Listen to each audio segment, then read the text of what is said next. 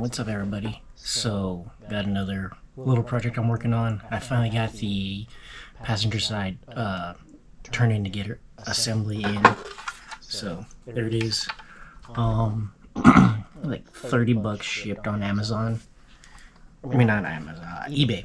And so, on my car, the leading edge here is broken. So I was like, you know what, let's take the opportunity to get a new one. That way it's just not busted. I mean, it's busted clear off right here on that line. So I wanted to get it replaced. I need to clean this up. So I'm going to degrease it. I'm going to sand it down with 500, 800 grit, and then take it down with a 1300 and then polish it up so that it shines again. And then we're going to put some PPF film on here, some Xpel. So that way it's protected from any future rock chips and it doesn't fade in the sun. It's going to protect it a lot better than it is. But like I said, first I want to clean it up. That way it just looks new. And we're going to use this 3M headlight restore kit. And then we'll put the Xpel film on it. So, you know, this doesn't look like my garage. I'm actually over here at my grandparents' house helping them out for the week. So just figured I'd do something small in their garage. So this is my grandpa's work area, and if he's watching this, thank you for everything. He's the reason why I have my dad's car back again. So all the praise and thank you to my grandpa Danny for everything he's done to help me get the car and put me in this position to do what I do. It wouldn't be possible without him. So I love him for that, and I thank him. So Grandpa, if you're watching this, I love you and thank you. But let's get started on this and go over what we need to do. Alright, so take your degreaser, just clean it up, just any oils or stuff on it, and then just take a spritz of water and clean it up that way. Just wipe off any residue. So the kit comes with this chuck that goes into your drill, and you got all the different pads. It's all Velcro back, so it's easy to put on. Basically, so the first pass, keep the pad wet. You're gonna sand this down. It's gonna get it's gonna look chalky. That's normal, and then you're just gonna work your way up into the different pads. That way, you're just taking that layer of crap off of there. I'm not familiar with this line, so this line's probably going to come off as well. So it looks like the car was once green and they repainted it. So, not my car. This was probably off of a Rack 95. So, alright.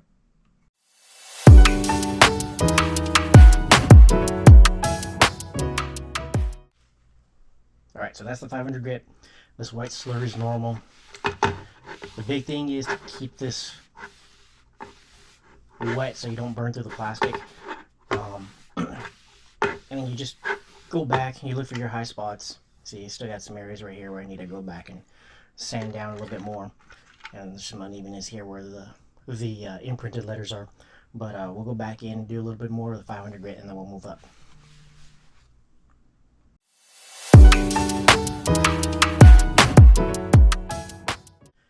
Alright, so there's that. Just remember, that slurry, that's just the old dead plastic coming up, as you can see. So now we've got that layer up. We're going to take it up the next notch, sanding it. So unfortunately, I thought I brought the 800 grit pad, and I didn't. So I'm going to have to do this by hand because I had to go buy just regular wet sanding paper. So unfortunately, not using the drill for this one, but we'll go ahead and start doing that too.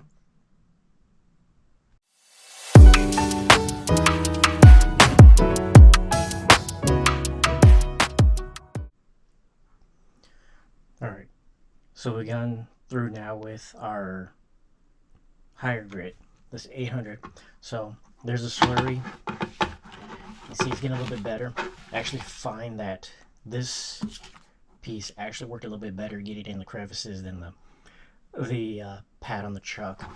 In all honesty too, you can save yourself the time by not doing this area. This is all this area here is hidden underneath the bumper anyways. That's what kind of reinforces it there. But see, you can just get these high spot areas, and you can already see the vast improvement that's coming off. And granted, this is all hazy right now just because it's all scuffed up, but we'll work it down and then we'll polish it back up. So now we're going to switch over to the 1300 grip, reduce all this fine surface lines on here, and then we'll polish it up with some wax, and then from there we'll go ahead and lay our Xpel film.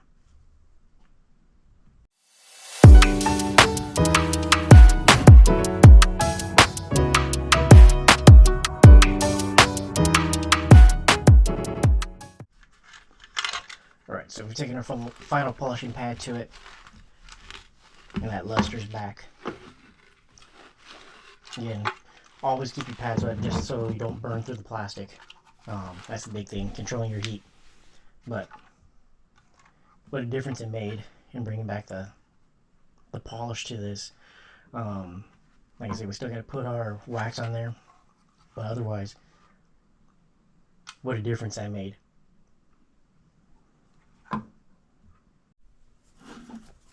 Alright, so we're going to use some polishing compound. You can get this cheap over there at Ace Hardware or wherever you want to go, or auto parts store. So you don't need too much of this, just a little bit. Get your microfiber, and then you just want to polish it away. And that'll start bringing back that clearness, that clarity, as you can see, just that little area. So we'll rub this in, do a couple passes with it, that way we can get some of that brilliance back into the plastic.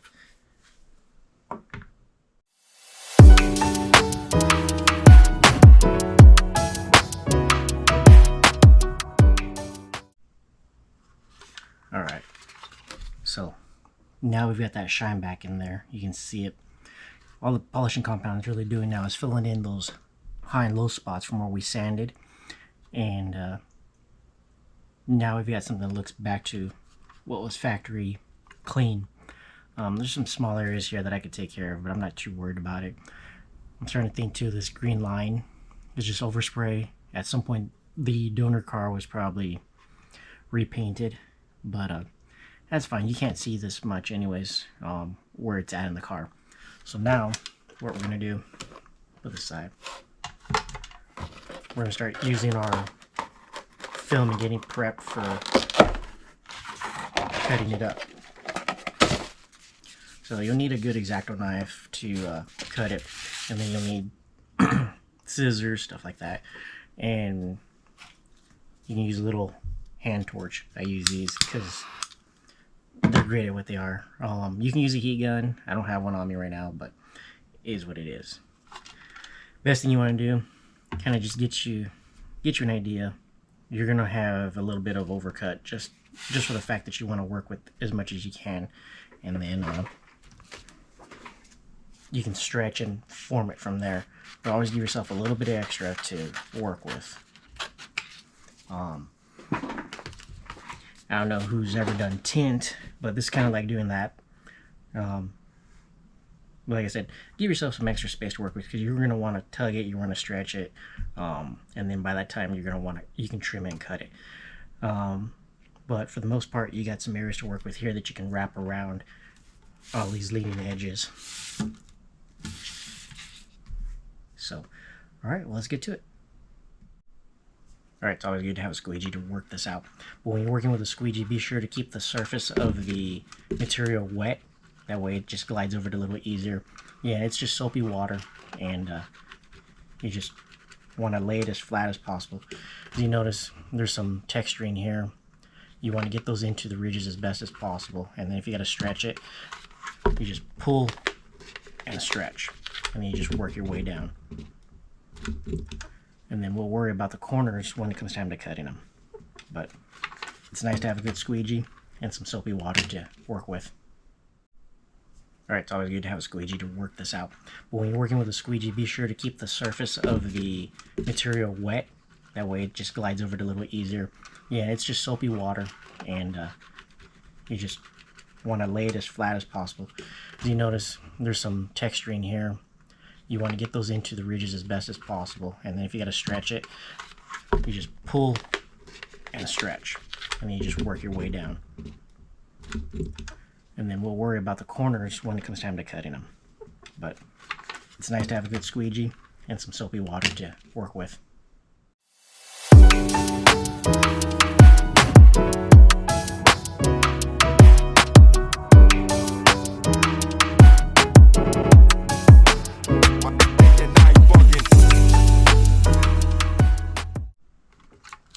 Alright, so there's our finished product. I got a little peelage right here on this corner, but I'm not too worried about it. But at the end of the day, the big thing is I want it to be protected from rock chips. I've wrapped around here on the leading edge and the back over here too. There's a couple bubbles here just because of the way it's textured. I'm not too terribly worried about it. The main gist of it is it looks fresh and it's protected. So we'll get this installed in the car, and that'll finish that up for the turn signal indicators. Not my best work, but I'm happy with the way it turned out still, nonetheless. Like I said, I'm just worried about protection and making sure it's a clean product, not something that looks like it's been sitting on a car for 30 plus years. So, alright, so now let's go install this. Alright, so we're back at the car. If you can see in here, you gotta kind of take this out a little bit. I've got the bezel off so you guys can see a little bit better, but I'm gonna have to take the actual light out itself. But you look at that shadow right there. There's a screw right there, and there's one right here. They need to come out. You don't have to pull them out fully, they just slide in. Actually, one of them slides in, I know they do. But once you get them in there, you can secure them. I want to say these are like 8mm screws. And then you've got a couple plugs to undo. So you got that one right here, and then you got this top one right here. Once you get those out, you can pull the assembly out, and then you can put the new one in. Alright, so a little struggling just because I got this whole assembly in place. But once you get in there, you can just pull 3 screws out, and this will slip out.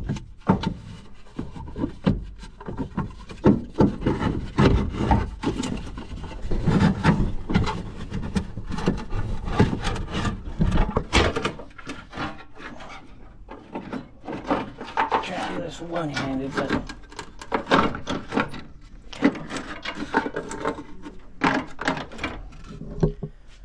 alright, so that's the factory one. So my mistake, there is 3 screws that hold this in place. There's that one there. This one's a pain in the butt because it's underneath, and that's the 3rd one. But as you can see, that's the corner that's broken off. It's a little worse for wear. Somebody may be able to do some repair work on this and get it up to snuff. If anybody wants this for free and they're in Arizona, it's here. But so now, put that one aside for now, and then we'll drop the new one in there.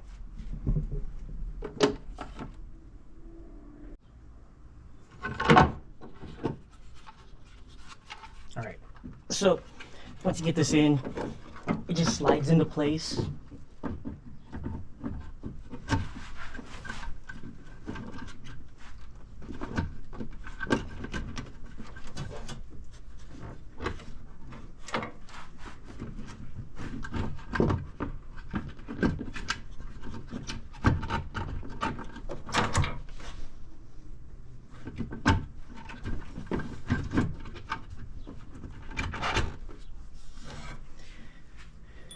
And you get your 3 screws that you're going to install back in here.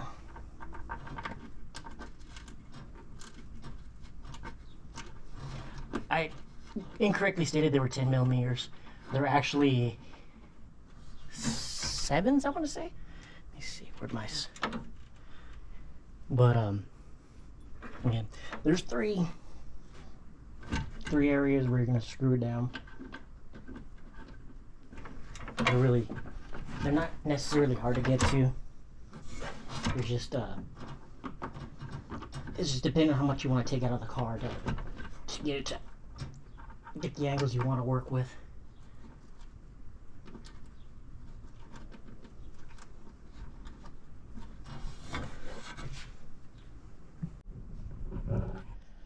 Alright, so we're fully installed. Again, to replace, it's got the Xpel Film on it. This whole corner's fully seated now. The other one didn't, only came out to like here because it was hit by a rock. So that's that for that install. If you got any questions, let me know. Another thing I want to take care of eventually, not right now, but I remember when my dad installed these KC highlights for the fog lamps, and this one looks like it's been touched and played with for a little bit. But I would like to replace them or see if I can refurbish them, see if the housings are still good. This one looks like it's taken a few rocks to the lens, so might need to find a new one for that. But otherwise, pretty much a simple install. You'll need 10mm sockets, 10mm ratchets, or wrenches, and a 7mm to take the housing out. There's 3 of those screws that you need to pull, and then from there you can do the repair process on that lens if that's what you guys choose to do. I guess I need to start letting people know this. Do any of these repairs at your own risk. Not responsible for anything you do or damage on your own. So I know there's a lot of people out there that are very mechanically inclined and those who are not really mechanically inclined, so just take that with some precaution of what you do. It's hot as hell out here, so if you don't mind, I'm sweating and been changing different areas of where I've been working for a little bit. So I was at my grandparents' house working in their garage, but we're getting there. We got some other little projects we're going to start tackling, some other little things I want to do. Eventually, again, we'll get to the dash. It's just too damn hot. I'm trying to find stuff that I can do inside the house that doesn't require too much exertion outside. So if you got any ideas, let me know. Pretty much everything in this car needs to be touched and replaced. So for the most part, the interior is done. I might be able to take the seats in and start working on the the grab handle release, and we can go from there. But I appreciate everybody that follows along, and please like, comment, and subscribe. Give me some advice or anything you want to see, and I'll gladly help. It's you guys that make this happen, and try to help me bring back my dad's car. Again, I thank my dad for teaching me all this stuff and having my grandfather help me buy this car back. So I appreciate you all. Thank you again, and y'all have a good night.